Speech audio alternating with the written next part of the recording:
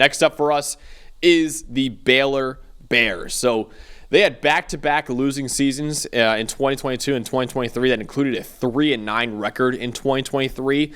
Dave Aranda, the head coach, was kind of on the hot seat entering 2024. He was able to cool that off, though, with an 8-5 record this past season, and really a big reason for that was their offense, one of the 25 highest-graded offenses in all of college football last year. And that unit should once again be a strength in 2025 thanks to the return of one of the best quarterbacks in the Big 12 in Sawyer Robertson and two outstanding running backs in Bryson Washington and Dawson Pendergrass. Dave Aranda, though, he's a defensive guy. He's going to have to fix that defense because last year they were 101st in terms of EPA per pass last year. So for Baylor to take the next step, the defense got to be a lot better. But Dalton, that backfield between Robertson and the two running backs they have is one of the best in the Big 12. Absolutely. I think that's where it starts, and there's going to be a lot of focus on Sawyer Robertson's tools and his arm. We'll get into that. But when you're talking especially about Robertson and Bryson Washington, this is a big physical backfield you're talking about. That's what you're really getting at. If you're playing Baylor in this running game, you better tighten the chin strap because they're coming right down the middle on you. They are not afraid to get physical, and I think that speaks to the identity of what Dave Aranda wants to build on his team, right? Obviously, you mentioned they have to fix the defense, but at the end of the day, they want to run the football first and then take shots downfield. If they get that dynamic duo, especially working in the backfield, starting games out, you got problems early in the game. Yeah, Robertson, the 5th best passing grade in the conference last year, and Baylor has my number 10 running back unit in all of college football going into next year, too. I mentioned before the pass defense, though, only 116th in coverage grade last year and 111th and pass rush grade. It really was just everything was going wrong for that pass defense last year. And making matters worse, Baylor lost their top 2 coverage defenders in Lorando Johnson and Devin Lemire, and both of their starting edge rushers too, and Steve Litton and Garmon Randolph too. So they had a lot of issues in terms of coverage and pass rush, and you take away 4 of their best players in those 2 areas. I'm still worried about this pass defense next year. No, I get it. I mean, and that's going to be the idea when you talk about head-to-head in some of these matchups. You're going against a Sam Leavitt. Who knows if Colorado can throw the ball well again? Texas Tech, they've got some weapons on the outside they can throw it with. We talked about it, in previous previews where if your secondary is an issue and you can't cover against these high-flying offenses in college football, you're playing shootouts every week. It gets to be high-variance football. It's tough, so they really need to fix the back end of that defense especially. Dalton, tell me more about Sawyer Robertson, who not a lot of people thought would be the starter going to last year, but he turned out to be one of the best quarterbacks in the conference. Well, he wasn't the starter going into last year. Remember, they had Toledo transfer Daquan Finn, and he didn't play well in his first couple of games and then got hurt, and Robertson took over. It took him a few games to find a rhythm, but he really got hot down the stretch from Week 8 through the team's bowl game against LSU. He had a 77 PFF grade, and the first thing that stands out to him about him to you is his 6'4", 220-pound frame. This is a physical specimen who can create explosive plays with his arm and his legs. 45.5% of his deep passes completed last year. Top 20 mark in the country, and 10 explosive runs on just 47 non-kneel down carries. You're talking about someone who on any play can make things happen with his arm and his legs. Now, the downside with Robertson is he's got kind of a funky delivery. It's a longer delivery, got a little bit of baseball in it, and that hurts his accuracy. 108th in the country in adjusted completion rate. So if he can make more underneath throws more consistently, you've got a more dynamic offense that can attack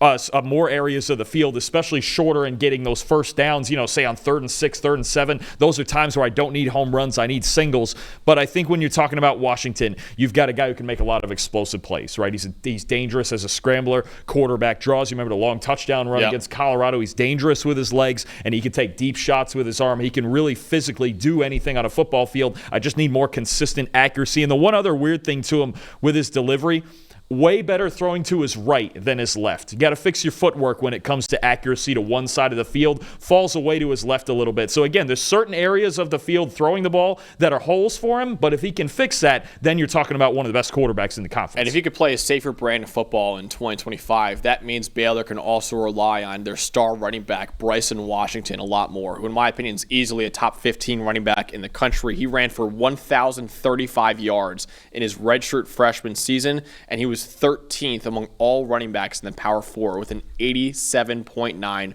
rushing grade last year. He averaged 4.1 yards after contact per attempt. That was 12th among all running backs in the Power 4. He's actually more agile than you expect for a running back at his size, at about 6 feet tall. And he has a very upright running style too. He's still more agile than you expect for that. He's easily one of the best running backs in the Big 12, and he and Dawson Pendergrass make up probably the best running back unit in the entire conference. They're going to be physical offensively. I think that's where it's going to start. They're going to run the football with that three-headed monster, and then they're going to take shots downfield. But it's going to start with that run game, and I think, again, that speaks to Dave Aranda. They're going to want to run the ball, and they're going to want to stop the run like we're going to talk about with this next guy. Yeah, who's the guy who's going to stop the run for that defense? One of the best defensive tackles in the conference, Big Jackie Marshall. And look, this is somebody who's 6'3", he's 290 pounds, he's versatile. And Max, honestly, it took me about 5 snaps to watch him and go, oh, I know who this reminds me of. Obviously, remember a couple years ago, Brandon Dorless at Oregon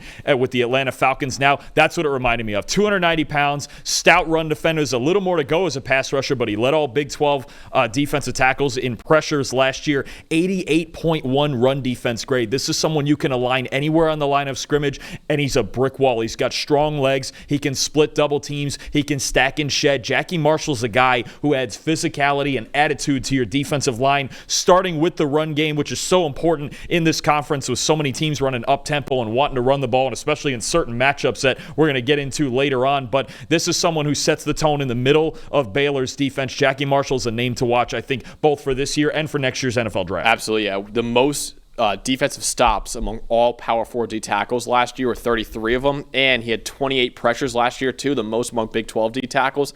Dalton, listen, rating every single college football player is an impossible task, so I give credit to EA for doing that. But I will say, Jackie Marshall is the 6th highest rated defensive player for Baylor.